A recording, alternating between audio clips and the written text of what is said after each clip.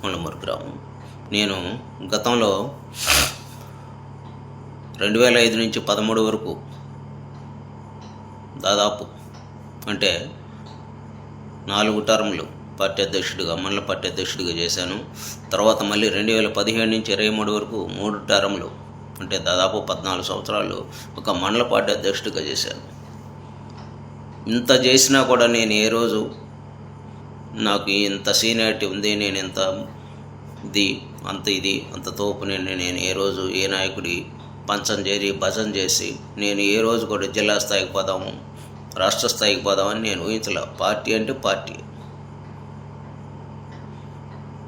నేను చంద్రబాబు నాయుడు విజన్కి వీరాభిమాని, ఎన్టీఆర్ అంటే అభిమానం. అంత క్రమశిక్షణగా పార్టీ అంటే ఒక చెవి కోసుకునే అంటే పార్టీ అంటే పార్టీ అంతే.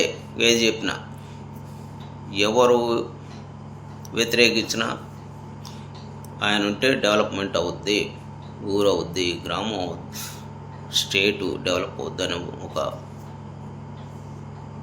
ఇదితో నేను అందరికీ అదే చెప్పాను. అలా ఆయన విజన్తో నేను నా గ్రామానికి కొన్ని చేయాలనుకున్నాను, పట్టుబట్టాను, పట్టుదలగా చేశాను. 2014-19 మధ్యలో పార్టీ సహకరించింది.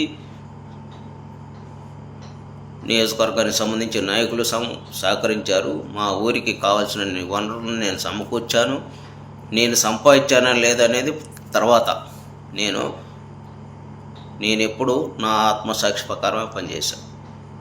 నేను సంపాదించానా లేదా అనేది కాదు. కానీ ఊళ్ళో ఉన్న సిచ్యువేషన్లు, ఊళ్ళో ఉన్న రాజకీయం ఎలా ఎందుకురా బాబు,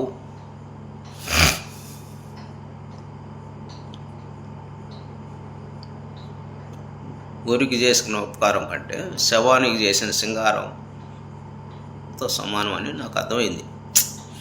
రాను నేనేదో అంటే ఊళ్ళో ఉన్న అవన్నీ పక్కన పెట్టాను. అయినా కూడా పార్టీ, ఊరు, పార్టీ అనే సిద్ధాంతంతో నడిచాను. నాకు ఫస్ట్ టైం 2024 తర్వాత ఎందుకు అధికారంలోకి వచ్చామా అనే బాధ 2 ఏళ్ళ నుంచి తొలుస్తా ఉంది.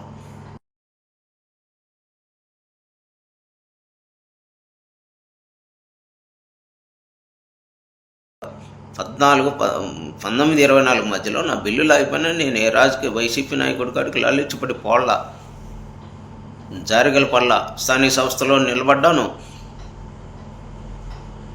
ఎక్కడ నేను లాలిచ్చిపడ్డ. అలాంటిది 2024 తర్వాత నా ఆగిపోయిన బిల్లులకి తిరుగుతుంటే నా చెప్పుతోనే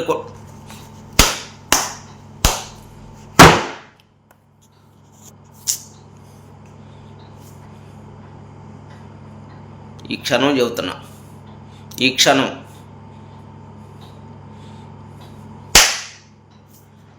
తెలుగుదేశం పార్టీకి, పార్టీ సభ్యత్వానికి